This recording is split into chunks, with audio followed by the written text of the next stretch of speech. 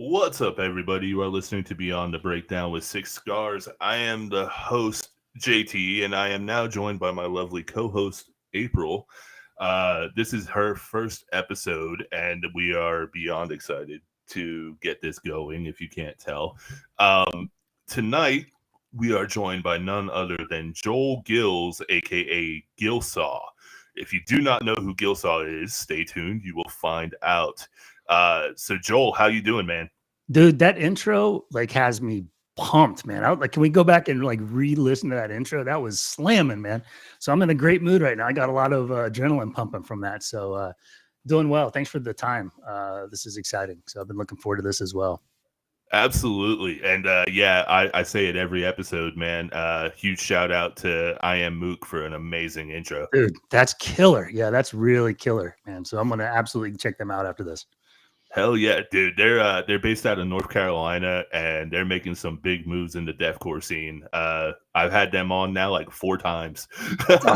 Dude, North Carolina, that whole part of the country, there's so much music happening right now. Like it's yeah, really cool to hear that. So I will definitely be checking them out. So that's awesome. Yeah, absolutely. So to kick this off, man, first I want to know about Joel's origins before we get into GILLSAW. I want to know what brought you to the dance for music. So when I was a kid, music was always around my house, right? Like it was top 40 with my mom. And then my dad was a guitarist and in a band when he was in high school. And so he listened to some of that heavier stuff, like bringing some Black Sabbath and whatnot into the house. And so it just always was with me. And I played the guitar as well as a child. And then wanted to become a radio DJ actually was where my original passion was. And, you know, life gets in the way. Right? And so then I became pretty much a consumer of music. And that's where really heavy into some of the earlier industrial metal bands. You know, Pantera was a huge influence on me growing up. And so just, you know, really found music as my outlet whenever I was dealing with shit in life or whatnot. Like music was the first thing that I went to help and kind of clear my thoughts, clear my thinking. Right. And so then as I got older, I realized like, I don't want to sit on the sidelines of music. I want to be a part of it. And so I started to get involved with bands from like an executive producer standpoint. And then I started, you know, playing more drums. Right. So I love playing the drums. That's my doorbell in case you just heard that. I love playing the drums.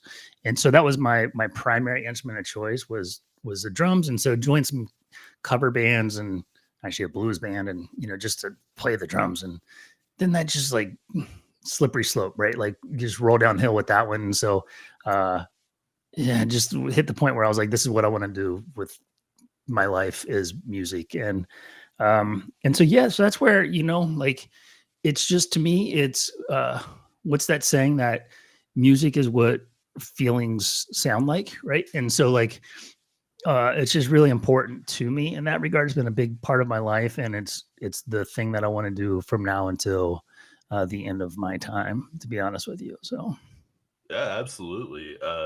I don't want to speak for you, but I know for me, when I don't get the chance to do music for a while or something, it's like something is just burning inside me. yeah. Because there's like this white hot ball of rage that you just want to get out. Yes, dude, I'm telling you, like, to go back to Pantera again, when they came out, I was a teenager, right? And so when you're a teenager, you're just like this ball of emotion and hormones and, you know, shit that you just doesn't make sense. I mean, even as an adult, some of that still doesn't make sense, but you just had to have that outlet, right? And so for me, the outlet was slamming on a Pantera tape or CD, depending on what, and just cranking the shit out of it. And I always felt like the guys in Pantera were my best friends, right? And then at that moment, they were like in my car with me, helping me to purge through whatever bullshit that I was trying to deal with at that time, right?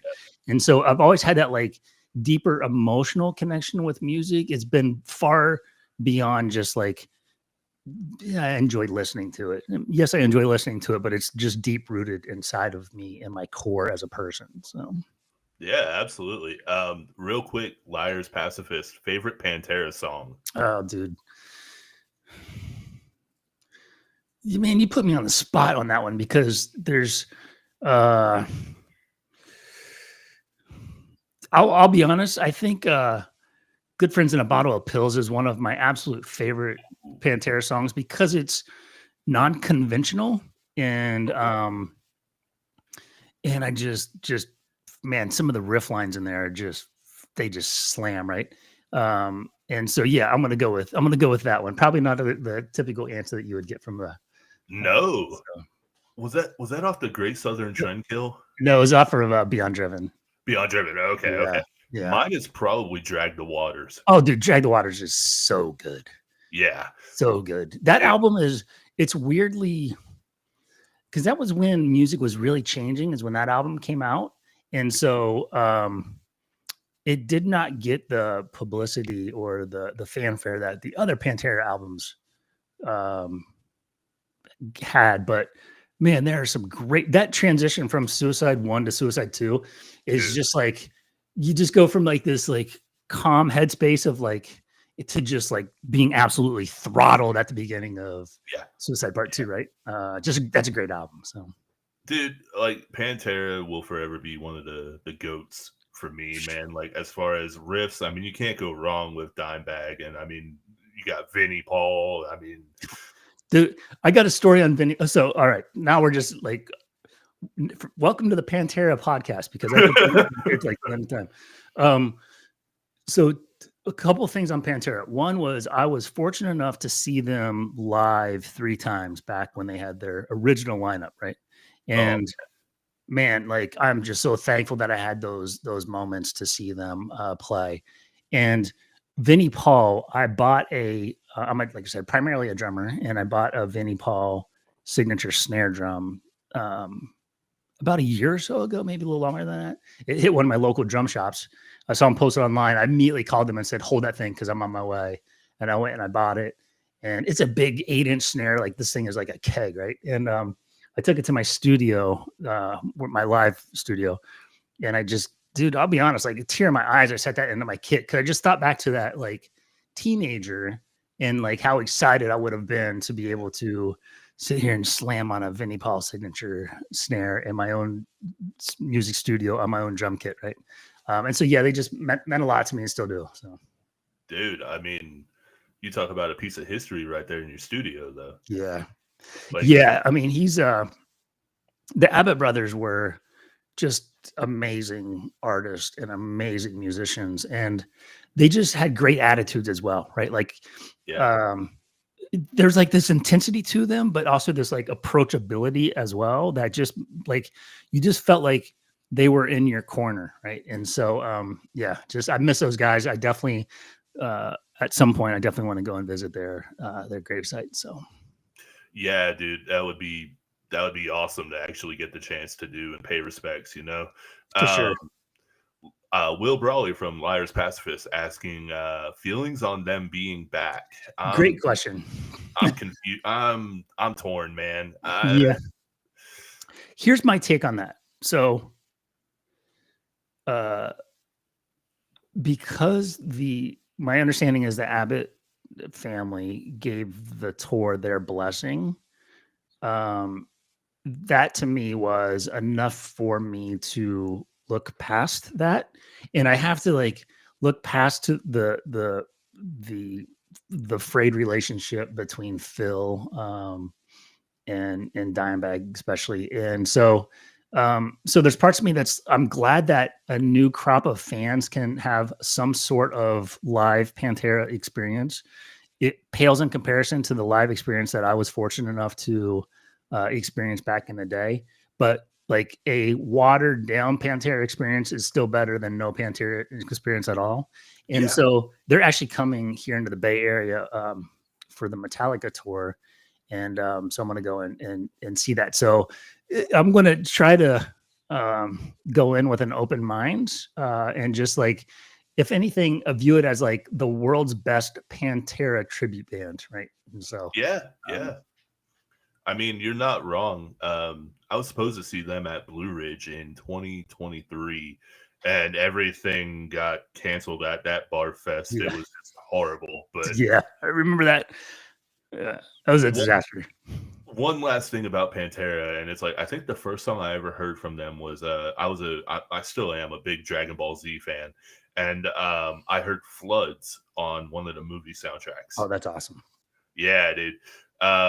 So like they're always gonna have a special place in my heart. That's awesome. Yeah, man. They're actually a guy I was just talking to.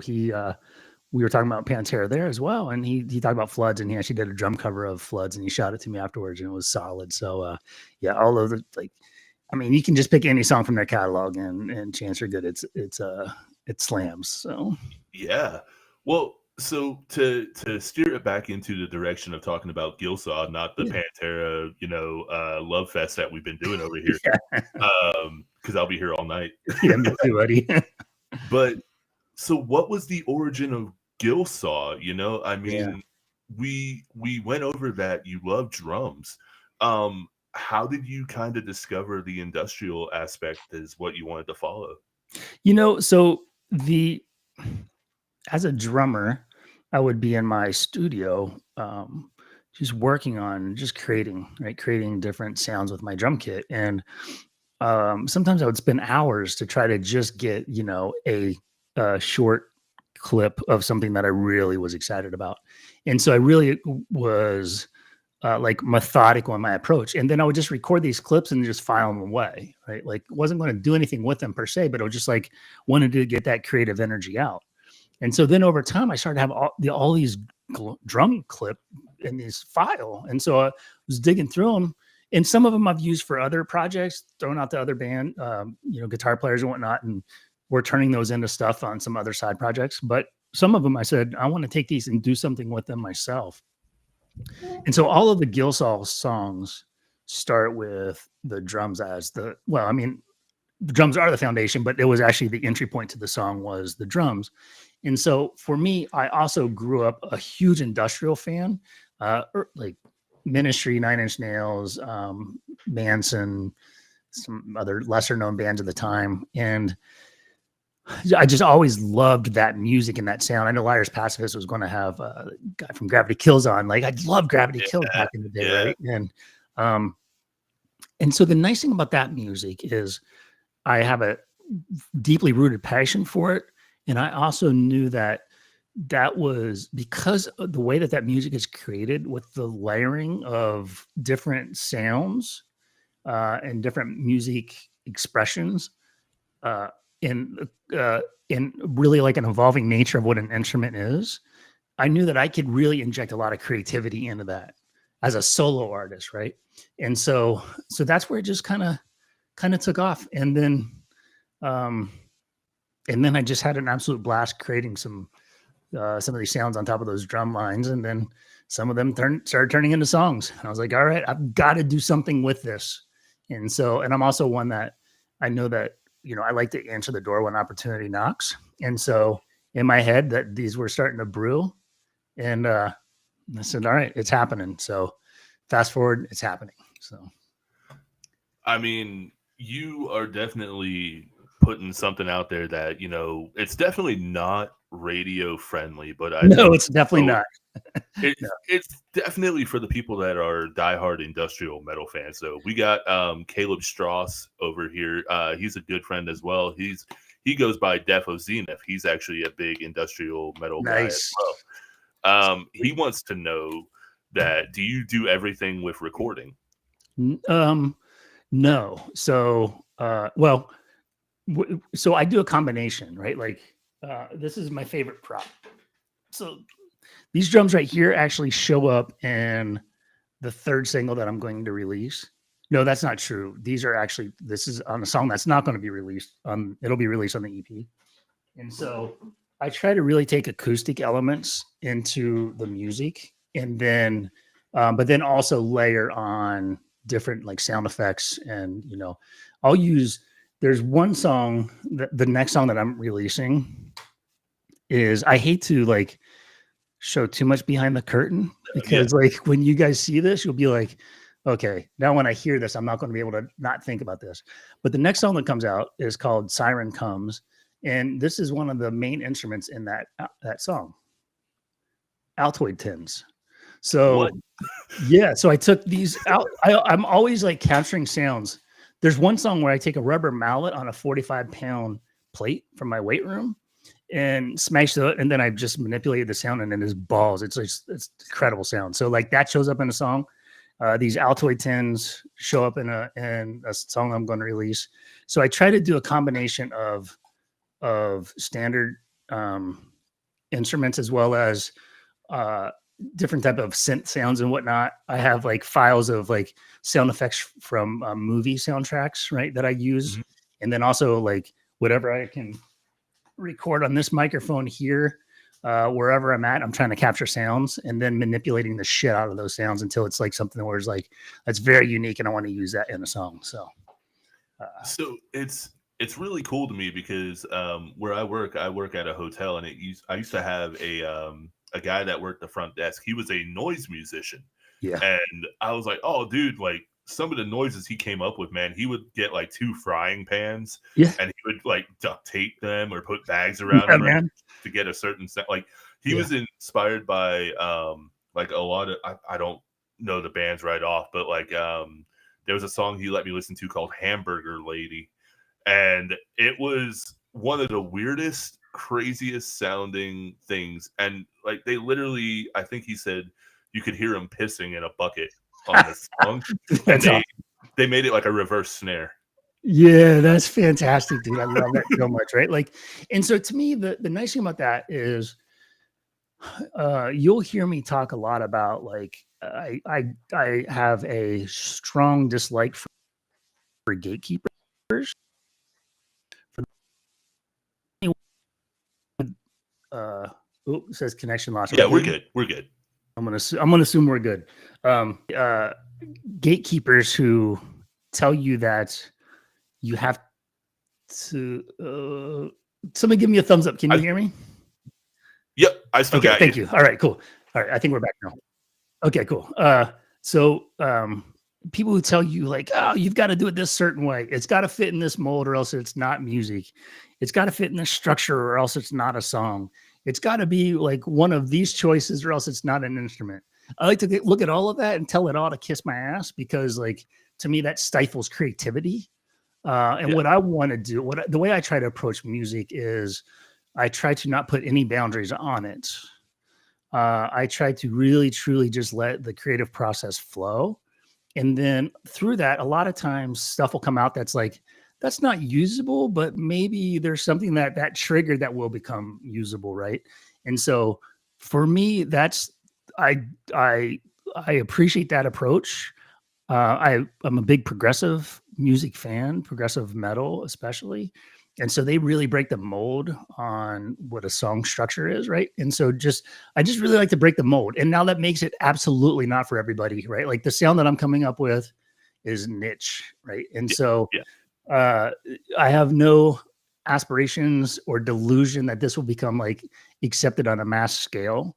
And so for me, it's about finding the people who enjoy that niche or operate in that niche, and then pulling them into the fold to say like, okay, here, awesome, welcome. I'm going to be putting out a lot of shit like this, and I hope you enjoy it. So yeah, well, I mean, we're gonna dive into the new release of Risen here in just a few minutes, but what is it like having, you know, the ideas circulate in your head where it's like, I want to make this sound out of these random ass objects? Like, who thinks of Altoid cans? It's a phone up to my phone. Sure. It's a blessing, right? Like, and I have this. This is on my notepad, right? Like these are just notes that I have, and they're just ideas that I come up with. Most of these happen at like 2:00 in the morning.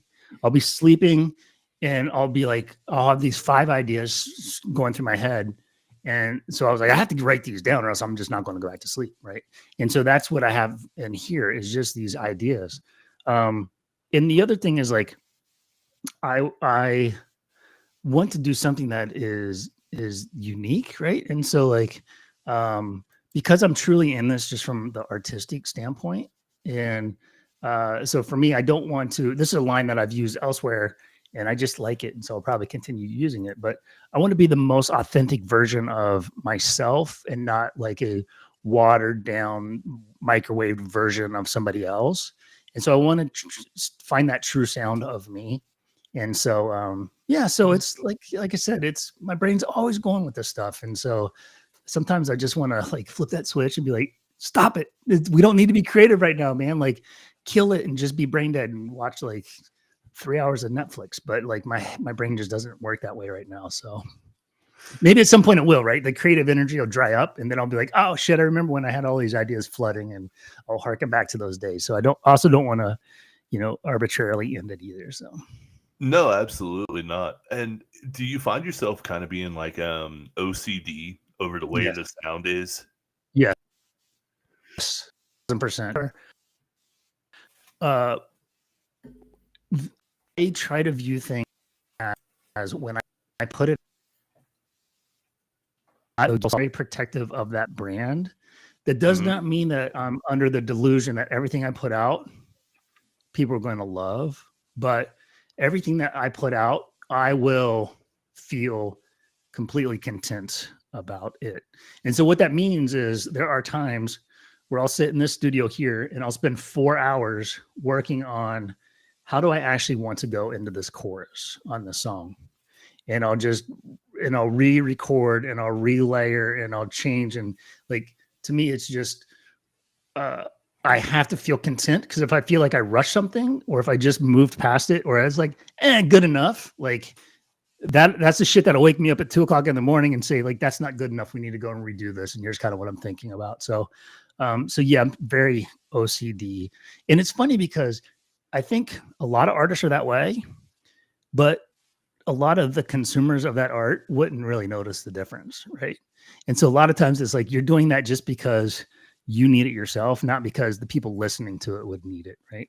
Like some of the micro adjustments that I'll make on the bleeding into a chorus, nobody would tell in a million years, right? Only I will be able to tell that, right? But like to me, it's like now I feel like I can put the GILLSAW stamp on it. So I mean, I like that though. It gives you that signature thing that you're looking for with all the tracks.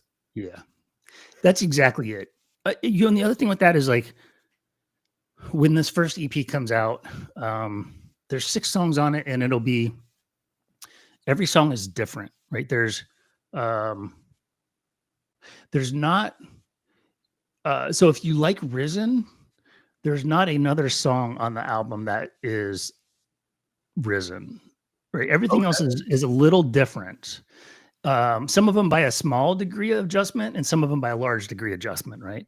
And so that's the other thing is like I want to have a sound that is unique to GILLSAW, but I want it to be a pretty broad umbrella, right? And so, so it'll take a few releases to kind of like get that centralized. And but yeah, that's something that's important to me as well. Is I don't want an EP with 6 songs on it that sound pretty much the same, right? And so Yeah. Joey Kelly says the Altoid cans are so unique. Who would have thought of that? Also, shout out to Joey. He is a old neighbor of mine from like 2018 that moved out to California as well. oh, So nice. shout out to him for actually being on here. Awesome. Hey, Joe. Yeah, dude. I don't know, man. Like, my strange brain thinks of that stuff at times, right? And it was just because they were sitting on my desk, and I was like, "Oh, wait, those are pretty cool sound." And I was like, "Oh, that's a really cool sound." Now let me record that. Now let me throw it on here, and I'll throw some effects on top of that, and I'll maybe reverse some pieces of it, whatever else, dude. Then I was like, What would that sound like if I actually strung that together in a line? And then you play it, and you're just like, "That's going into a song, right?" And so, yeah. So we know that GILLSAW gives you the I guess it sates the itch that you get for the industrial metal vibe. Do you have any other desires outside of the industrial metal to Yeah, fulfill? for sure. So there are a couple other projects that I'm a part of where uh, they're a little more kind of straightforward rock, right? And in those projects, I'm the drummer, right? And so like I create the drum lines for whatever the song is that we're working on, right? And Mhm. so, and I enjoy that because to me that's a nice outlet where I just get to hone my creativity simply on the drum kit, which is where I'm most comfortable. And then, there's a couple other projects I'm a part of where it's more, doing covers, right? And so that's just the nice thing about that is that scratches the real itch of performing, right? Of actually getting out there and playing in front of other humans, which is a great experience, right? And so all of those scratch different itches for me. GILLSAW, I have complete 100% command and control of the full creative process. Some of these other projects, I am in control of the drums. And then these other projects, some other artist created the stuff. I'm just learning it the best I can. And then I'm going out and having a blast playing it live. Right. And so yeah, so it's nice. I've got like those three kind of buckets of where I put my musical energy behind. That's got to feel really cool though, too, to not have all the pressure on creating every single aspect of every single Correct. project. Yeah, for And sure. There, I am. Uh, for GILLSAW, I wanted to have full creative control, at least for the first EP. From here, I will most likely expand a little bit and maybe pull in another artist or two into the mix. But for the first EP, especially, I wanted to be a solo endeavor. Um, but yeah, so there's other times where it's like, man, I'm glad I don't have to think of all the ideas, right? Like I can just come in and the guitarist or the vocalist will come in with great ideas, and I'm like, oh, I think I can throw drums in here that will support your idea versus I have the idea and then I also need to build support around that. So yeah, and I mean, also, I think on the flip side of that, whereas you're not in a technical band with Gillsaw, you don't have to go through all the channels yeah, to that's right. to get the vision that you want, because somebody can have the purest vision, but when you mix it among 4 or 5 other That's people, it. it becomes altered no matter what. That's And then exactly it. do you find with Gillsaw, like, that's just your purest form of creativity ever? Absolutely is. And in the thing that happens, I mean, as you know, working with other musicians is, you end up at least my experience, right? My process ends up like rounding off the edges a bit, right? It's like a constant meeting in the middle. And so it's really hard to do that and create something that's really creative Yeah. because it would take, if you're in a band with three other people, it would take three other people to also think that using Altoid tens is a great instrument to add to the song, right? Chances are good if you have a band of four people, at least two of them are going to veto that idea, right? Um, and so yeah, for me, that's exactly it. Now the challenge there is when I'm stuck on something in a song where I'm like, this chorus sounds like shit, and I don't know why. It's on me to figure it out, right? And so things take a little bit longer in that regard, right? But it's mine, right? It's my, and also if it sucks, it's all on me, right? So like there you go. So No, I mean, I feel the same way. I mean, I'm honored to be with the band I'm a part of, but at times it's like, there's one way that I'll see things, and then they'll see things a different way. And it's not a bad thing. not It's a bad thing just at all. it's different creative minds at work, and when you put them all in this blender, you end up with either chicken salad or chicken shit. That's exactly it, man. Yeah, exactly it. Yeah. And uh, it's like one of the things is that I do like that human connection, right? There's something magical about sitting in the studio with three other musicians just doing a jam session where you're just like ideas are just flowing, and then you go and you listen back to it, you do 30 minutes of completely improvised jamming, and then you go back and you realize this 2 minute section right here, we were doing something that was pretty damn magical. Now how do we take that and now like turn that into something, right? uh that's like a chemistry that I've never experienced that in my life outside of music. And that's magical, man. Like that is a lot of serotonin in the brain. And so I do miss that when I get too heavy into the Gilsall process. And so that's when I usually call my buddies and say, let's hit the studio and make some noise. So there you go. It's that stress relief, right? It just yeah, for gets. I sure. mean, to me, like, where I do the podcast as well and everything, it's like there's certain stresses that go with each hobby basically or passion, but like when you get away from one for a while, it just frees your mind Yeah. to think of other things. Like Brace from Bleed Them Dry in here, another great band out of, I think, North Carolina is where all they're from as well. He said 100% creative control means he takes 100% of the blame if it sucks. Yeah, that's it, man. Dude, that's exactly it. Like, and yeah. And the nice thing is the way that I try to think about that is first and foremost, I create music that I enjoy. And so I will never put out something that I don't enjoy, thus I think sucks. And so regardless of what I put out, I know there's at least one person in this universe that doesn't think it sucks, and that's me. And so, and like that's enough for me. Yeah. But there's anybody who's put music out there knows that that moment of when you release something into the wild and you're just like, man, I think this is good, but like I'm about to find out what the masses think, right? And that's a huge moment of vulnerability as an artist, and that's why a lot of people have a hard time getting music out of their bedroom, right? Is because that fear of rejection, right? That fear of being judged by the community, right? There's a bunch of snobbery in the music community, and like let's own it. There's a lot of snobbery in the metal community as well when it comes to that, right? And so no, yeah. So anyway, so there's that like fear of judgment that goes along the way as well. But for me, I'm like, as long as I know I have one person that enjoys it and it's me, then that's like success. And so I try to filter it that way. Well, hey, I mean, that's a great way to look at it too, though, because as long as you're making art for the sake of art and for yourself, you know, there's no wrong way to do it. It's all subjective. Yeah, that's right. Let's see what we got here. Joey Kelly said, GILLSAW is super cool, creative, and unique. Definitely going to check out your music. Well, there you go. You got That's awesome, man. Thanks, Joe. I appreciate that. Liars Pacifist is also seeing if he can lure April into asking a question. So would you like to ask a question? Yeah, go ahead. What other hobbies do you have outside of music? Oh, that's a great question. So I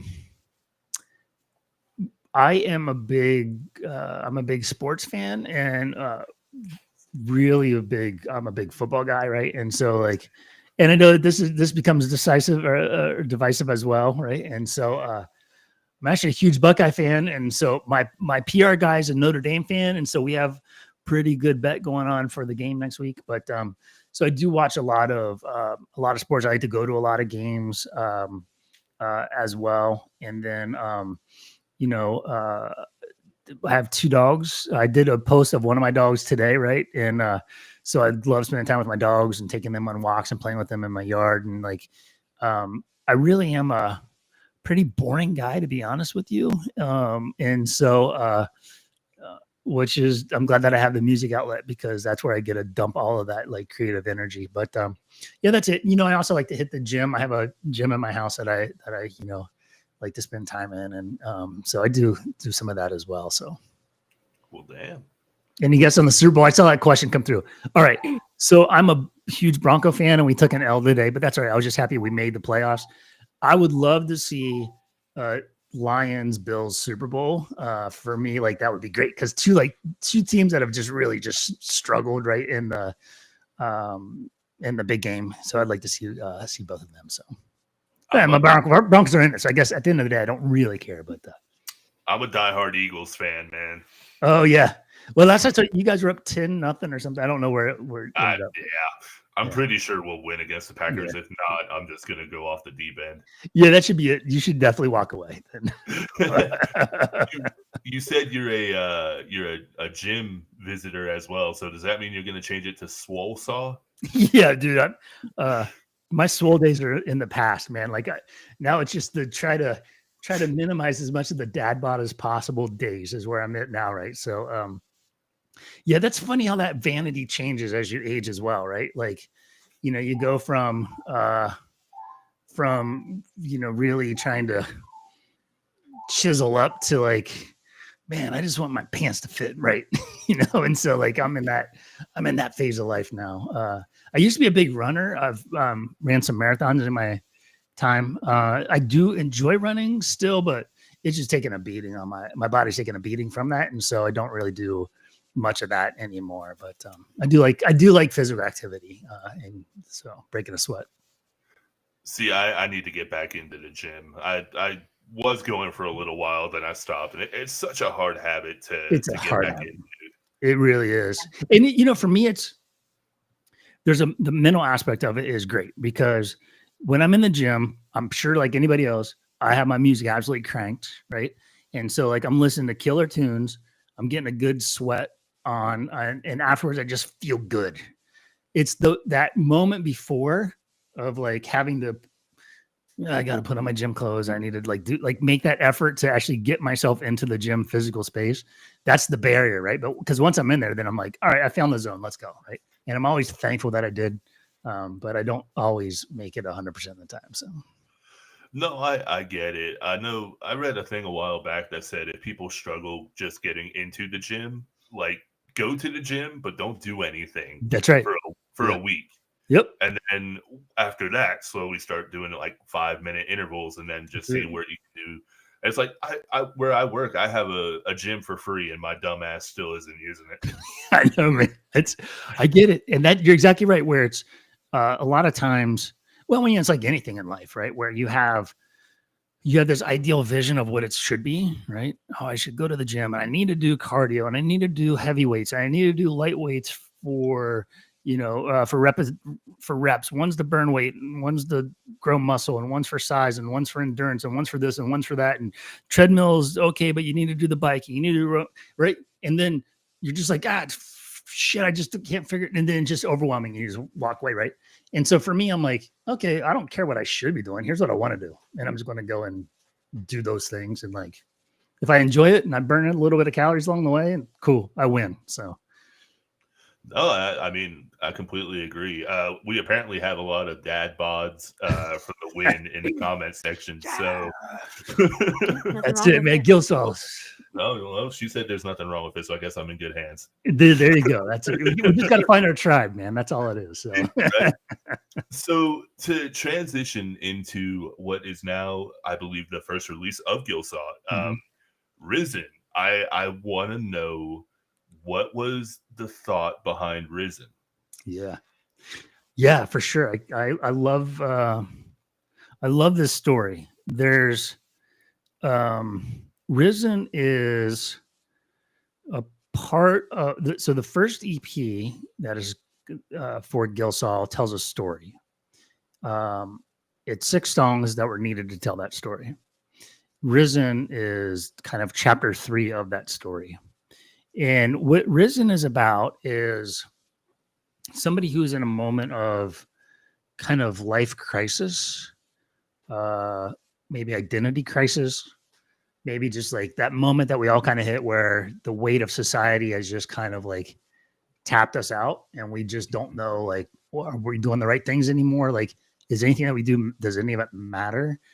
And we start searching for those outlets. You start searching for that comfort in life, the voice that's going to tell you like, oh, here's the path, follow me.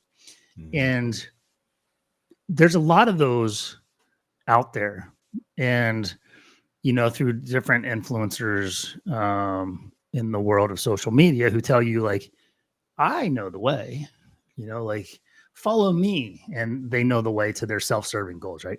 And they know nothing about you.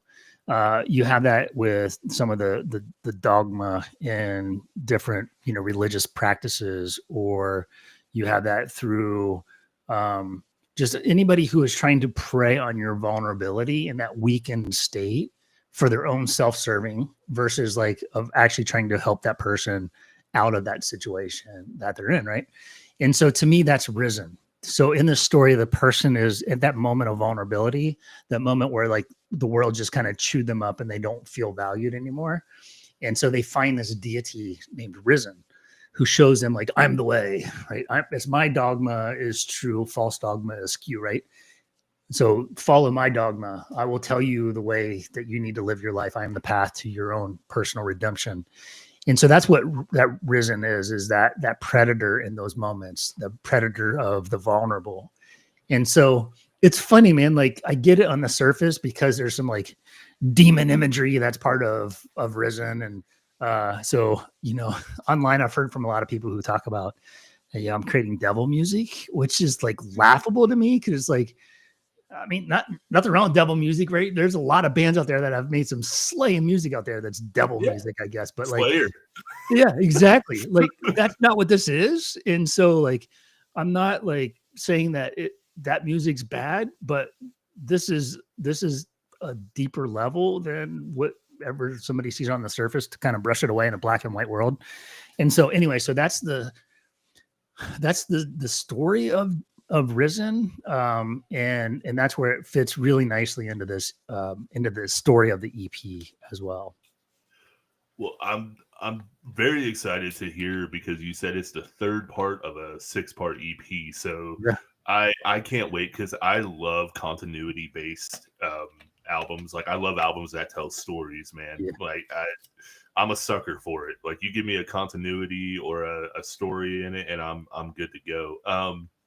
I'm glad that what I actually initially thought of Risen wasn't too far off of what you actually were going for. Because when I listened to it, I heard like this empowering reclamation of somebody's life being given back to them, almost like becoming your own god, and fueling the world around you through what you want, not through what other people want.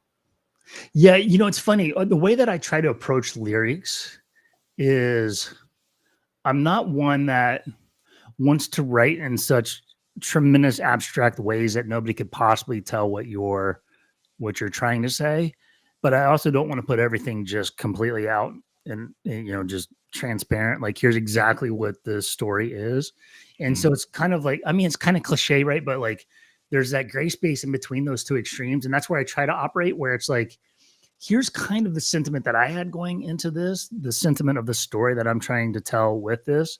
But like, I fully expect there to be like interpretations of the story along the way from those who are listening to it. And I love that, man. Like, again, like I don't want any of my songs to be dogma either, right? Like I want there to be like the internalization and then the own processing of what's the messaging here, and whatever it means to you is like kick ass, man. Like I'm glad that meant something. I think the worst thing would be like, yeah, that song didn't mean anything. Well, okay, that sucks, right? So I mean, you're gonna have people that say that just because it's not their style, but for them to also say that it's not a good track or that it's not a piece of art, they're douchebags. And a piece of art is exactly the way that I try to look at it, right? Like, there is no art that's ever been created in the history of the world where everybody who looks at it or hears it says, I love it, right? Art is almost always divisive in some way, shape, or form. And so like, I'm okay with that. Like you'll see me online with, the trolls that exist in the world, right? Where they'll come in and they'll make, again, devil music seems to be the big one. I don't really engage. I'm just like, hey, not for you. Like, thanks for listening. Move along. There's 99,999 other songs that were just released on Spotify. Go find another one of those, and I'm sure you'll find one that you like, right? So, like, okay, cool, not for you. Like, thanks for listening to it, and peace. So we're gonna keep talking about Risen, but I try to ask this to everybody, but what is your take on the album versus single release style for Spotify? Great question. I love albums, man. Like there is just I actually buy CDs. A lot of my favorite, if you're like, I buy your CD, right? Because I love to put in the CD and like listen to it start to finish, right? I love to have the booklet open in front of me, following along with the lyrics and the imagery that the artist created. Like to me, that's part of the whole overall package of what that artist is trying to convey. And there's a lot of that's missing in the streaming world, right? Where everything is like, can you land a single that can land on a playlist, right? And so my little dog is staring at me through the door right now. She's waiting to come in and say hi. Hi, Kai. You want to come in and say hi? Hold on. Let me grab my dog real quick. Yeah.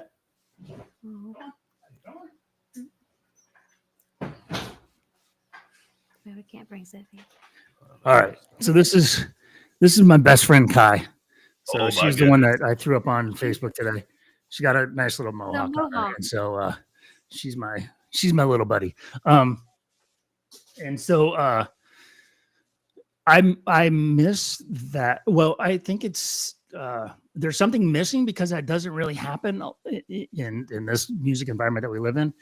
But I'm also one that I don't want to, be the old man yelling at the clouds. Back in my day, we would listen to it, right? And so there's parts of that's like, okay, well, shit, that's just the way music is consumed now. And so like, find a way of making that work where you still feel like there's that artistic expression, but you're kind of fitting into whatever the mold of the way things are consumed these days, right? And so I do think it's missing. I personally like to buy the CDs and sit with them start to finish, but I'm in the minority. So I understand, because to me, streaming has both revolutionized music in an amazing way, and it's also de-evolutionized it in a horrible way, where it's, what have you done for me lately? And it's this immediacy that you're needed, to stay relevant. And if you're not, you get pushed down in the algorithm. That's it. And then you're just fighting to even be seen in a somewhat oversaturated market. That's exactly it, man. And that's where, for me, I am not, well, and thankfully, I'm not in this for fame and fortune, because like it just doesn't exist, right? And in the industry the way it is now. But that also means that I have no desire to compromise on what I think, what the GILLSAW sound is in my head. And so I will never put something out there because it's like, oh, I think that maybe this is the sound that would be needed to be consumed onto this playlist to then get, more spot. I don't give a shit. Like if it's not, I just don't care. Like I legitimately don't care. And so, and I understand that a lot of people are just striving for like, how do I make that sound that gets captured and consumed into, to something mass consumability, but like, you're not going to get that from me. So, that, and there's freedom with that. Right. So, yeah. Well, I mean, it goes back to what you said earlier too, about being your authentic self. And to me, that's a huge thing, because anything that I put out, be it music, be it a reaction, be it whatever, I always wanted to feel and be authentic, because if not, then like, what the hell am I doing? Dude, that's exactly it. Like, man, we get one shot at this thing called life, right? And so like, why I don't want to compromise myself, right? Like, and I don't want you to compromise yourself, right? I want to know, like, give me the real JT, man. Like the good shit, the bad shit, and everything in between, right? Like the dark shit, the light shit, and everything in between. And that's the way that I try to approach life in general, is like, man, you're going to get all of me. And like, that's just the way it is, man. Cause like, I don't want to sit there and try to filter myself to a point where I become beige, right? Like that's not how I want to live my life, man. It's just not. So that, I've never heard it put that way. Have you? Yeah, me either. That's a beautiful way to say that. You don't want to become that. beige. That's beautiful. So I want to ask you now about the filming process for the Risen video. What was that like, man? You did some crazy Dutch angles on that, and it was really, dude, that was an absolute blast. Actually, here, I'll show you. Let me see. You see that little shed right there? Yeah. That's the shed that it was filmed in. So that's my that's my yard shed, right? That's got my lawnmower and shit in there. And so so I was in there one day, and it's an old cedar shed. It's got like cobwebs everywhere, whatnot. And I was like, a lot of Risen's getting filmed in this shed, right? And so so when I like blacked out all the windows and put different lighting in there, whatever else, and was just like, I was in there. I did like 20-minute nonstop video, right, of just different angles, different different lights, different whatever else, and put the camera on the ground, right, and I was hovering above it and whatnot, and then I just kind of went through and edited out the pieces that I thought were pretty good, and then then just manipulated those for the video, right? And then the other thing I did for almost all of the clips from that video, I actually filmed myself.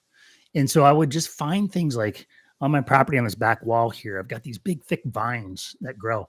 And I was like, those vines are kind of eerie. I mean, they're beautiful, but like you can make those vines pretty eerie. And so that's when I did some shots like right along the vines. And then I just really did a high saturation level on those. And so, yeah, it was fun. I have a bunch of security cameras around my house. And one of them caught this picture of this rat. He shows up like once or twice a week. He showed up last night as well. And so I was like, that camera footage is great because it's black and white, or it's night vision. Yeah, it's a night vision of this rat running. And I was like, I'm absolutely using that. Like, I don't know where, but I'm going to figure it out. And so it's part of the process, the creative process, right? Of like just kind of letting it flow. Mm-hmm. And the ducks, here you go, or the geese that are in that video, we had just bought this house this summer, and there's an old chicken coop in the back, and we're going to be tearing down here shortly. And I was in there one day and I opened up, they had this like little building of some sort, open up, and there's these like ceramic geese in there that are just, I've been in there for, I don't know, a decade. And I was like, I'm filming those geese and I'm going to figure out a way of putting those in a video. Right.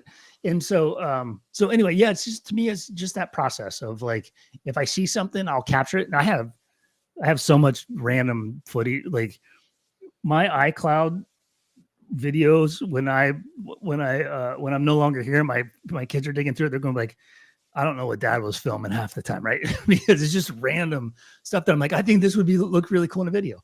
So anyway, so that's kind of my process, is just to like, again, it's like everything I try to do where it's like, there's no gatekeeping. It's just what I think looks good and feels good. So. Well, I mean, it definitely came across as a very unique way of shooting it, man. It didn't feel like something that you would see every day, which is amazing to me. Like that's hard to accomplish sometimes. I appreciate that immensely. Like you won't know how much I appreciate that, because that's what I actually strive for, is like, it's not so much I strive to be different. What it is I strive to find my own way. And so like when the next video for this video for the next song is, I need to do some final editing on it this week, but it'll be, should be ready, not publicized, but ready this week.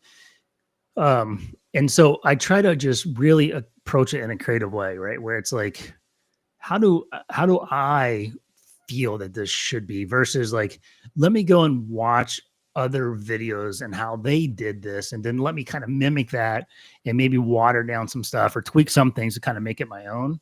And so what that means is like, there's some stuff I'll put out that people will be like, I don't know what the hell that guy was thinking. And like, and I'm okay with that. Right. So, yeah, that's just my approach to it. Again, like at the end of the day, I'm pulling this together primarily for a audience of one, which is myself. And I'm hoping that others enjoy it as well. And so like, I try to approach it with that lens. And so then it's like, just think of some random crazy stuff and throw it in there. Like to me, man, when I was watching it, you might laugh at this, but one of the first things that came to mind with like the angles that you were using and everything was like, I was watching Clerks being made for music videos. Yes, man. I love that, dude. All right. So I watched Clerks probably like 6 months ago, and my wife had never seen Clerks before. And I was like, how have you never seen Clerks? So I threw it on. Oh, my wife was like, I don't get it. This is dumb. And I'm like, no way. What are you talking? This is cinematic history right here. I mean, I could get like whatever. Like it was the moment of the 90s, I think. But yeah, no, I appreciate that. That's yeah, I love that. I love that that parallel that you pulled there. Yeah, I mean, it just like, it felt, like this visceral thing that, so many bands go for the what is it, like the warehouse, or the wide shot, and it's just them like walking down a road, or explaining the plot, and it becomes plotting. It's funny for this. You'll see in Risen, and actually for Siren Comes, the second song. I'm not in it at all. I mean, I'm dressed as Risen. Actually, in Siren Come, there's a little piece that Risen shows up as well. But like, you don't see me as the person. You don't see Jole up there, right? Like, it's because to me, it's like, I want to approach videos more like Tool, the way Tool approaches videos, right? Where it's like that artistic expression that like, let's tell a story that's maybe just like slightly abstract and a bit of a 4-minute journey that you don't really know exactly what happened, but like it was cool and I kind of want to do that journey again. Right. Yeah. Like to me, that's success, not like I don't care about being the cool guy. I don't care, like I just don't care. Right. And so again, it's about the expression, I think. So like, to make I guess a more modern day parallel to it, I almost compare it to like the avant-garde aspect of Nobody by Avenged Sevenfold. yeah. Oh dude, nope. Yeah. I love that Avenged Sevenfold album, by the way. Like, it's very polarizing, right? Like, yeah, big fan of it, big fan. But yeah, no, you're right. Agreed. That's and what they were doing with that album, and all the art that they pulled together for it is commendable to me. That they did that they took that approach, that they took that chance, right? So yeah, I agree. So while we're still talking about Risen, I gotta ask you, man, what was the very first instrument that you hear in it? Because to me, it reminds me of like a church choir. Yeah. So are you talking about the where it kind of sounds like somebody's talking? Yeah. It almost sounds like a church organ in the background. Yes. So what that is I took a clip from Kenneth Copeland, who is a I know. Yeah. And so I took that and I manipulated it. And so it was like, how great is it that Kenneth Copeland is in the Risen song? And, like to me, there's just like some, because he's like, he falls in that mold of somebody who takes advantage. Right. And so I thought that was pretty fitting that he shows up there. So, yeah. Well, I mean, wow. And for those that don't know who Kenneth Copeland is, just do a Google search. I'm not going to waste my time and, discuss who he is. And actually, I'll go even one step further to what that is. So it's a combination of Kenneth Copeland, and then it's also actual organ music playing Amazing Grace that then I have taken and I've expanded out to really slow the tempo, make it like eerie. And so you'll hear it it kind of starts as Amazing Grace, and then I clip it, and then I really expand it out. So that's where it's like, whoa, do, do, do, do, do, do. Oh, man. So that's Amazing Grace. So if you go back and listen to it and you think Amazing Grace, you'll hear it. So now I won't be able to unhear it. Yeah, you won't be able to unhear. Exactly right. So now onto the vocal aspect of it, man. In the review that I dropped for it, to me, your vocals at times sounded like, are you familiar with Circle of Dust? No, I'm not. Okay. So he was a 90s industrial metal artist. He went on to be Cell Dweller and Clank. Oh, sure. Okay. Yeah. Absolutely. Yep. But Circle of Dust was like his really big first project, and the sound you had, it reminded me so much of his first album. That's awesome. And I was blown away by it. And then you had like, to me, what I call some of the mainstays in the industrial, like the driving backbeat and the distorted synths and everything. But your vocals shone through in a way where it also reminded me of like Celtic Frost and a little bit of Manson, a little bit of Ministry. Like, what was it like kind of, getting to do your own style on that? Dude, so this is the first time. I mean, I've done backing vocals, right? As a drummer, doing backing vocals is any type of vocal work as a drummer is challenging, right? And so this is the first time that I've put any of my vocals up front and center. And so, and I was a little hesitant about that at first, because I've always worked with great vocalists, and so I was like, I'm a drummer, right? I'm not even a vocalist. But I was like, all right, it doesn't matter. I'm going to throw it out there and then I'm just going to see what lands with it. Right. And then, there's a lot of things you can do to the vocals to make them, to clean them up and whatnot. So I'm not worried about being pure where it's like, oh yeah, you used some stuff from Auto-Tune. It's like, yeah, I sure as shit did use some stuff from Auto-Tune. Right. Like, and the other thing you'll hear in a lot of my songs is, it will sound like there's like 5 different people singing because there's 5 different sounds, right? Coming like a really deep, like evil risen, blah, blah, blah, right? And then there's some other vocals in there that are like the siren comes is me singing with very little layering on top of it. Is mostly just my vocals, and it's a lot softer, right? Until you get into the chorus, and then that's where I kind of amp it up, and like Risen's voice comes in and whatnot. And so it was a lot of fun. Like I've figured out what Risen's voice is, and he shows up in three of the songs. Risen shows up, and so I was like, I want to make sure that his voice when it shows up sounds, the same. And so that's been fun. It's been a lot of trial and error, right? I have killed off more vocal tracks from my DAW than anything else, right? Where I'm like, I've killed off whole songs where I'm like, I hate the vocals, delete, let's start from the beginning, right? And so, so anyway, that's a learning as I go along, right? Like, as well, so. So, you talked about how you're finding the voice for Risen. What I want to know is Risen a extension of you, or is it just kind of a character of you? Yeah, great question. It's just a character, man. It's just a character for probably there's an idea that I have brewing for a second EP that would be centered on Risen, right? Like the whole EP would be about like the antics of Risen, but but I also have an idea for a EP that will have nothing to do with him whatsoever, right? And so like it's just a character that may come in and out of different songs at different points in time through the life cycle of GILLSAW. And Siren is another one. Siren gets introduced in this the next song. And so she's evil. She uses seduction as a tool for evilness. And so she's, if you're familiar with like the Odyssey, they had this.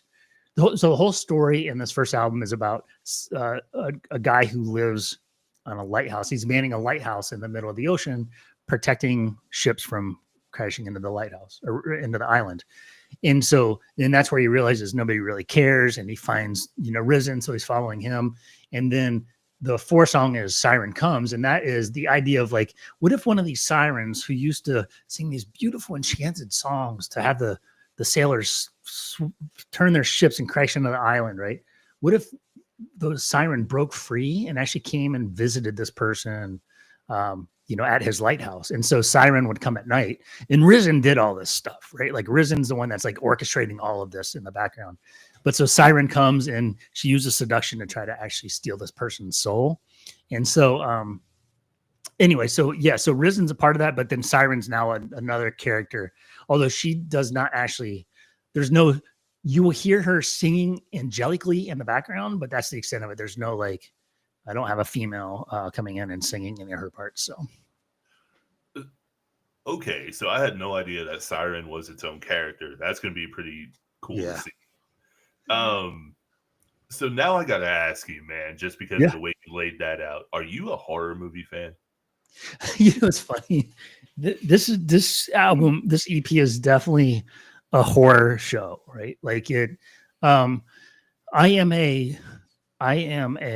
do enjoy horror movies. I enjoy, I'm not like a horror movie buff. So I'm not like, I can't go into like, there's some people who just like can spout off all, Yeah. So April, it sounds like you are that way, right? That is not me. Now I will sit down and like yesterday I watched Terrifier for the first time. And I was like, so good, dude. Dude, it was great. And it was like, it's campy, but it's supposed to be campy, right?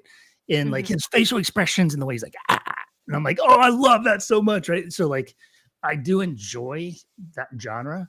And so that I really viewed this first EP, which is presently entitled Fog Watch. I'll see if that sticks, but as telling a story, that could be a horror story. And I'm actually going to write a story to go along with it, right? So it's like actually like, hey, here's the PDF of the story in case you really want to know what the thought was behind all of this. So that was actually one of the notes that I put into my phone actually last night. So yeah, that'll be coming as well. So Oh man, okay. And a little birdie, aka Will Brawley from the Liars Pacifist podcast, he told me you are a huge sci-fi fan. That's not true. I don't know where he got. I like see, he's Liars Pacifist. We gotta remember half the name here. Okay. No, I do. I enjoy a lot of like dystopian TV shows mostly, right? Like that's kind of my jam. And so yeah, so I do love that. But again, it's like I'm a casual consumer, right? Like not there's some people in both those genres who are like, if I was to say, yeah, I'm a huge fan, they would blast me with questions. I wouldn't be able to answer a single one of them. And they'd be like, ah, you're a poser. And so like, you know, I just am a casual consumer of them, but I do enjoy both of those genres immensely. So well, I mean, I feel like you're definitely blending them into your own narrative as well. Yeah, it's really like that dystopian future shows up in so much industrial music, right? And so if you look at some of the present day industrial bands, like that's really just central to a lot of what like their imagery and and so yeah, we'll see where if I go into that direction with anything forthcoming, or if I try to stick it more towards like these like haunting stories, right? Where it's like because I've really enjoyed that. I do have a lot of like ideas for different stories that I could tell with music. And so like, yeah, we'll see where this goes. Right. But I also like, again, I want to make sure that the barriers I don't put up too many barriers to what GILLSAW is, because I don't want to stifle creativity. And it's always that fear of like this first thing that I do was people like, all right. I really love an artist called Devin Townsend. And yeah. I'm a huge Devin Townsend fan. That guy, he changes with every album release that he's had. And so, and I love that about him, where he does that. And so there's parts of me that's also like, I don't want to be predictable either. And so, anyway, so those are bridges across in the future, but, long way of saying like I do like that idea of like telling a story inside of the album that like has some connective tissue between all the songs. So yeah, I mean, to me that's one of the fun things of being a listener is like you're looking, I'm a huge comic book fan, so the word Easter egg, like the word those come up a lot with me, where it's like, I'm diving into the songs, looking for the things that connect the tissue into the next part of the body. Yeah. Because that's what an album is, man. It's a body. It's a body of work. It's a body of creation. It's whatever you want to call it. But I love the fact that you're intertwining everything together and you're like weaving this tapestry for your GILLSAW to be on.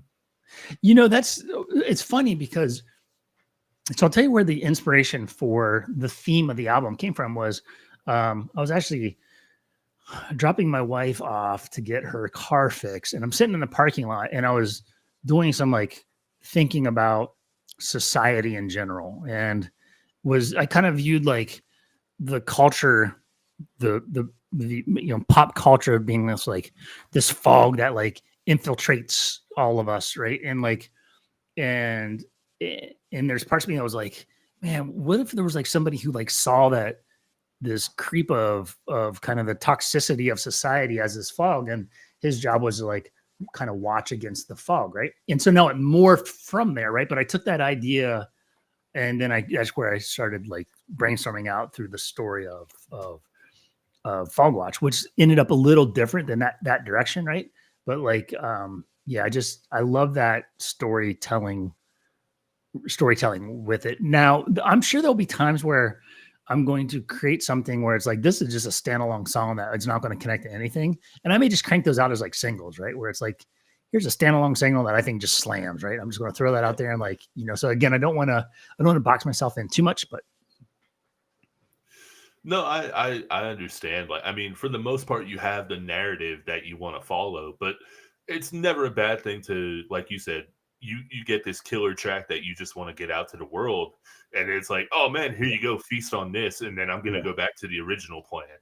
Yeah, that's exactly right. And I have ideas for some really atmospheric music that I won't do underneath the GILLSAW banner, right? And so I really do. I like meditating, and so I really like those like meditative sounds.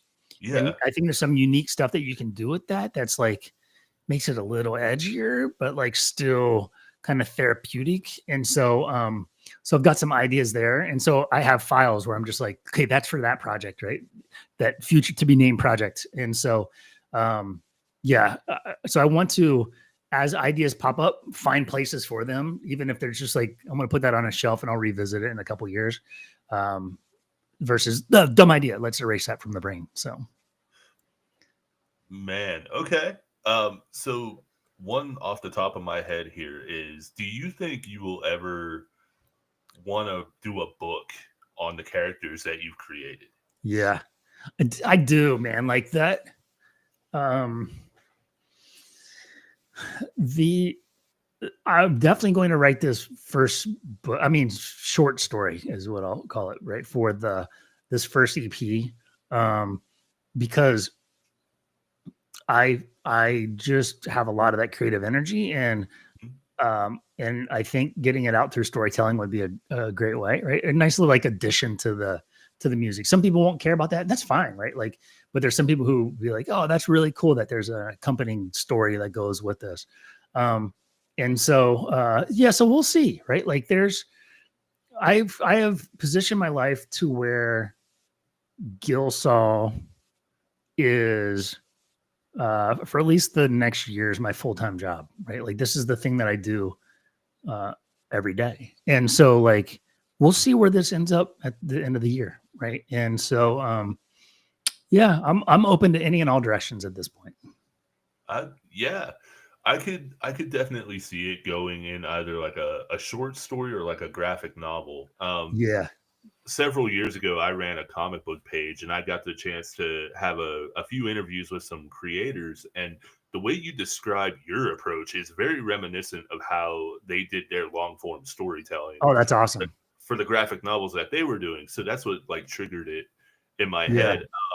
I only have maybe about 4 or 5 more questions if you're good with the time. Bring them on. All right, man.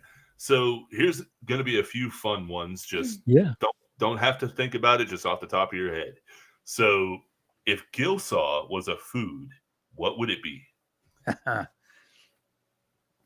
It would definitely be a giant burrito with like all kinds of random shit in there. That's like, I've never had a burrito with all this stuff in there, and I think I like it, but I'm not totally sure. And so, if anything, it's a memorable eating experience. And so, so probably like a very like randomized burrito. So, are you a Bo Burnham fan by chance?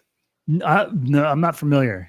Oh man, he came to prominence on YouTube, but he did several Netflix specials, and he had a part where he was singing about it's actually a very serious song, but he's like talking about it in the form of a burrito, and he's like, "You should have told me I was reaching maximum burrito capacity. Why the fuck didn't you tell me all these toppings wouldn't fit?" Dude, that's so funny, man. I feel that's how my brain works. I think too is like, man, I can't. There's no way we can wrap this thing up at Chipotle, right? And so, right. Bring in the seams. So we got that out of the way. So here's another one: television or books? Oh man, that's a great question. At this phase, I'm probably more television. I do read, but it's at night before going to bed, and so that usually means like I get about 15 to 20 minutes in of reading before I conk out. And so I probably spend more, or no, I definitely spend more time watching television than reading. So Same. I'm trying to change that. yeah, me too. Like I've doing this thing um, where whenever it's really easy to lay in bed and just kind of like doom scroll through whatever, fill in your blank with your right. Yeah, You can spend like 45 minutes on Reddit just going down just different rabbit holes and whatnot, just brain rot stuff, right? And so I try in those moments to say like, I bet you that I can read for 20 minutes. I bet you I can do it. And so that kind of like challenges myself to like just read for 20 minutes. And then at the end of 20 minutes, I'm usually like, man, I'm really glad that I spent that time reading and now I'm ready to conk out. Right. And so like, because logically I know what's better for me. Right. And so I try to like use that logic to manipulate my emotional state. So no, I completely get that. I'm trying to. She's the reader out of Yeah. both of us. Like I love reading. She can that's read awesome. a book in a day, man. Like That's awesome. I used to be that way when I was younger, and now I struggle. Yeah. It's a struggle, man. So okay, coffee or soda? Definitely coffee. Like I pretty much only drink coffee and water. And that's it, man. That's Yeah. I either have my water bottle and I usually have a coffee sitting on my coffee warmer right there. And so like, yeah, that's me. Oh man. Okay. Well, that's the end of the rapid fire session of this, which wasn't so rapid fire, but you know. It was all good.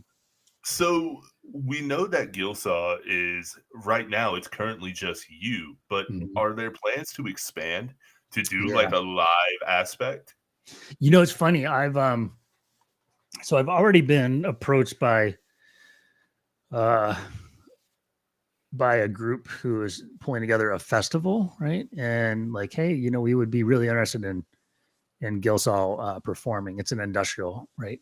And I was like, give me a little bit to kind of work through my thinking on the approach to how I would do this live. I'm the type of person where if I want to do it live, I'm going to make it happen, right? Like it'll happen. And so there'll be a lot of questions that need to be answered along the way. But and I want to play live. Like to me, playing live is just like it's the best. And so there's a lot of things to be worked through between now and then. And so, but the other thing is like, again, anything that has the GILLSAW name on it, I want to be of a certain level of like quality, at least in my own head. So I don't want to rush something either. And so that is something that I'm definitely going to be working through over the course of the next 3 to 6 months of like what my approach will be for that. But I definitely do see GILLSAW expanding and adding a couple additional musicians at least to the mix. And because then they can hear, like for me, it's important that they hear the first EP so they can know like, here's kind of my vision for what GILLSAW is, and find the people who are like, that resonates with me. Like I can jump into this and build on it with you versus like, oh, I've got my own ideas of what I want the own ideas, but I want them to be at least like in the same direction as what I've created. And that's easier to do when you have an EP versus like, I have this idea in my head. Right. And so I thought the translation of what's in my head to an EP would be the important first step in that process. Absolutely. I'm very stoked to see what comes of it, man, because I think with where you're at now is already a powerhouse, but if you get like a live band going, man, it's going to be a full experience. I want it to be an experience. I want it to be, so this shirt that I'm wearing right now, Avatar, I went and I saw them in concert, I guess it was like a year ago. And oh man, have you seen them live? I have not gotten to, man. I wish I could. It's just an experience, right? Like it is just, Johannes is just such, he's so just in command, right? And so I walked away from Avatar, and there's been other bands like this where you just walk away saying like, that is an experience that was beyond just the music. The music was great, but it was like, it consumed all of my senses. And Yeah. I love that. Like, to me, I was like, that was worth every dollar I paid for the tickets and the trouble of driving into San Francisco to see this.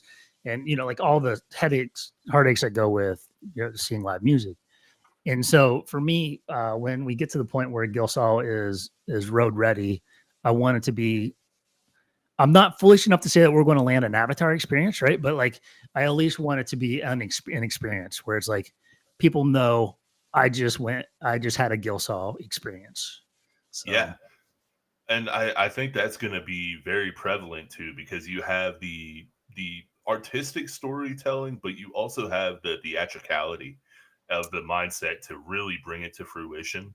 yeah, Uh, I'm really curious to see like what you can actually come up with. A me lot of too. people kind of like crap on the band, but like Ghost, their entire experience is like Yes, called a ritual, right? Like, I yes. mean, because it's not Okay. like something you're gonna find elsewhere.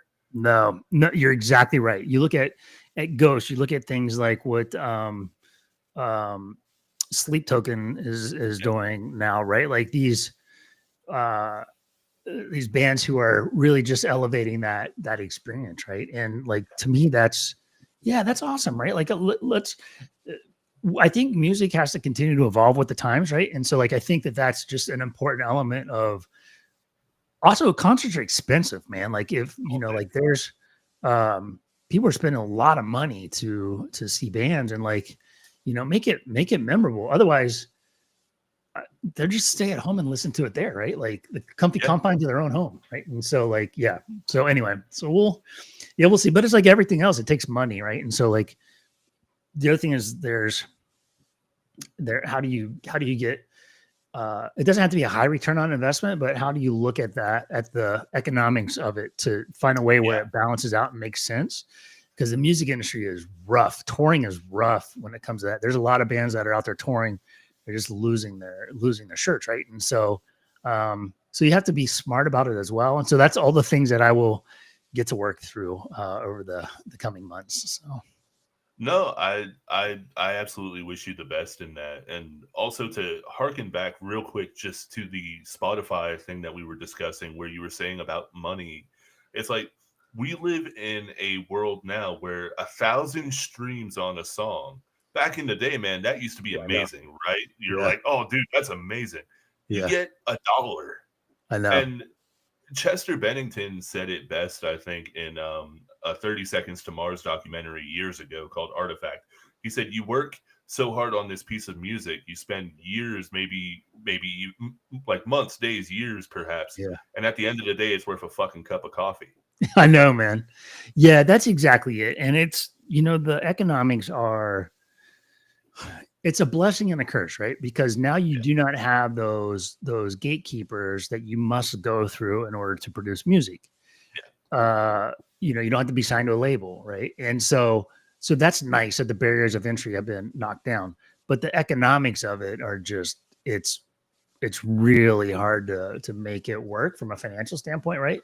And so yeah, and I don't proclaim to have the solutions to any of that, and I know that for me, I'm just going to have to navigate those waters and yeah, pull on some like business acumen along the way to see like I don't care about I have no desire if I can make this thing cash flow positive at the end of the day, like in some way, shape, or form, then like, hey man, that's success to me, right? So like, yeah. So a lot of things to get answered between now and then, though. So well, I mean, I feel like you said, where numbers don't matter to you, and I don't think they will in the long run either. But I think your message resonating, hopefully, with the people yeah, that listen to your music in whatever way that they find it.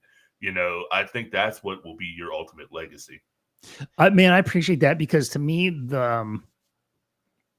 I am the human connection to me is super important, right? Like, and so um that's more important than the music, right? And so like through this, if I can make those connections along the way, and there's some value that's derived from society from some of that, or maybe something that I do help somebody in a sticky spot, then like, dude, that's awesome, man. Like, that's a great life legacy from my point of view. So yeah, I appreciate you calling that out. Yeah, no, absolutely. I only have, I think, maybe 2 more questions left, but first, I do want to get to some of the fans' interactions that we've had here. Shout out to 293 Beckwith. This person has actually been the only one on the Twitch that ever comments, so it's really cool to see them on here. Nice. We finally got it back to where we can pull everything up from Twitch now, which is really nice. That's awesome. But I gotta call this one out. He said that you look like JT if I was on Wish. I was like, are you kidding me? Oh, that's so funny, man. Oh man, that's creative. I like that. Oh, you're telling me, man. I was watching it scroll over here, and I was trying my best not to laugh my ass off at it while we're having this deep conversation, and I'm like, Wish JT. All right. And Liars That's so pointed funny, it out man. too. Oh, that's so funny. So where can the fans find you? I know for those that are not watching, I do have your website, GILLSAW.com, running across the ticker. Where else can they find you though, man? Yeah. So I'm mostly active on Facebook, and it's GILLSAW Band. I do have Instagram. I do a little bit there, and that's also GILLSAW Band, and then YouTube. The YouTube channel, I try to put videos up kind of frequently, and that's also GILLSAW Band. So everything is GILLSAW Band. I think I do have a TikTok that I've stood up, but like I don't know if TikTok's going away, first of all, but also like TikTok bans me, man. Like every time I put something up, they've like immediately like, oh man, I don't even know how to win that game. So I hate TikTok so much. Yeah, so do I. So I'm glad that I might not have to worry about it. But if they do find a way of sticking around, then I'll crack that nut somehow. But that's GILLSAW, I think, there. So yeah.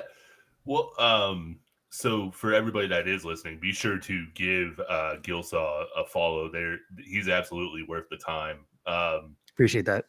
I got one last question for you, man. And then after that, if you don't mind sticking around for a little bit of light housekeeping afterwards, and then we'll catch you back at the end of the show. Sounds good, brother. But here it is, man. I asked this to every guest. You went beyond the breakdown with 6 Scars, and now April. Yes. So how the hell are you feeling, man? Dude, I feel super energized, man. Like this was a great conversation. I knew I was going to have a great conversation with you. Like Will has been calling that out since the first moment I chatted with him. And this went exactly the way that I thought it would. And so, yeah, man, I just love finding people in this industry that, support independent music, that also are doing their own thing. Right. And they're good humans. And like, to me, like, I have a strict no asshole policy, right? And so like I want to surround myself with good people, and once it's one of those where it's like, man, once you make a connection with somebody, then it's like I consider it part of the tribe, right? And so then it's like, man, you're in the tribe, and so like keep the connection rolling. And so like definitely feel that connection with you and April as well. She's been back there smiling this whole time, and so I know that. So anyway, yeah, I appreciate the time. Thank you so much for this, and I appreciate the interaction with your fans as well. That was a lot of fun. So, yeah. Speaking of interaction with the fans, Beckwith asked me how I found out about GILLSAW. So I got to give props to Will Brawley from Liars Pacifist. He hit me up with you, man, and he was like, "Dude, you gotta check him out," basically. And I was like, "Oh shit, okay." And then lo and behold, I think like 2 days, maybe 3 days later, I ended up messaging you, I think, or you messaged me. I can't remember. Yeah, I can't remember. I might have shot you an email. I can't remember, because Will also messaged me and said, "Dude, you need to chat with JT," whatever else. So, yeah, he was definitely the genesis behind the connection, and so appreciate that. If Will's still on, appreciate that, Will. I love what you're doing with Liars Pacifist. So. Dude, huge shout out to him, man. Like, I think he's getting ready to go on to episode 34 or 35. Me and him started this journey around the same time. And I mean, I'm so thrilled for the guy. Like, it would be so easy for people to just be like, "Oh, well, it's just a podcast." It's like, no, there's a lot of overhead. There's a lot of stuff. There's a lot. There absolutely is. Like it's an operation, man. And like it's one of those where it's like anything where, people get to see the end product and it's like, oh, what you talk in front of a microphone for an hour? Like how hard is that? They don't know like all the prepping, all the technical, troubleshooting that goes along the way, the editing, like the marketing, the whole thing. Right. And so like, yeah, it's a lot of work. So it is. And for that though, man, I really appreciate your time tonight. This has been wonderful. I honestly couldn't think of a better episode for April to break into it on because I mean, that's awesome. You all actually have a lot of topics in common. She's just a little bashful. So that's all right.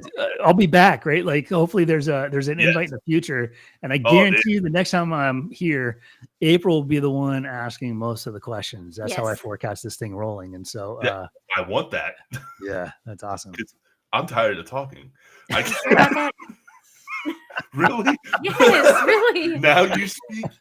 Oh my God. Okay. Just saying. Okay. Wow. Well, Joel, I'm going to take you off the screen. I'm going to do a little bit of light housekeeping, and then I will talk to you if you are okay with it after we end. Yes, sir. Sounds good. Man. Thanks, brother. No worries. So everybody, that was Joel Gills, aka GILLSAW. April, I mean, what a guy, right? Yeah. Like that was definitely something. For the people that are watching, this is the brand new co-host who haven't been watching all this time. This is April. She has so graciously volunteered to help me out on this sometimes shit show. So for your first experience, what do you think? It's good. Yeah. I really like him. Yeah, no, I really did too. He definitely had a lot of great insights into different things. Also, Beckwith, I've not been on Nate's stream just due to scheduling things. I'm gonna be there every other Friday. We were supposed to this last Friday, and our area got covered in like 4 to 7 inches of snow. So 427, don't think 47. My words run together. If only. Oh God, no. I don't need that much snow. So anyway, as we are wrapping up, be sure to follow GILLSAW, but also please be sure to follow the Beyond the Breakdown podcast. You can find it at linktr.ee/btbpod6scars. You can also find us on YouTube at youtube.com/6scars. You can also find us on Twitch at twitch.tv/btbpod. And then you can find us at the damn Patreon at Beyond the Breakdown with 6 Scars podcast. You can support the podcast for as low as $1 a month. It would mean the world to me if you did. If not, I completely understand. Times are difficult, and we both get that. Shout out to the Patreon members that I have currently, being Riker Rodriguez, and the newest one being John Ali Machika of the This Is Me podcast. I was so honored to be a part of that a while back. So huge thank you to both of them. I guess until the next time, I'm JT. I'm April. We'll see you the next time we go Beyond the Breakdown. Oh, hey, you're Riker. Okay, well, there we go. That's a better ending. Hey, shout out.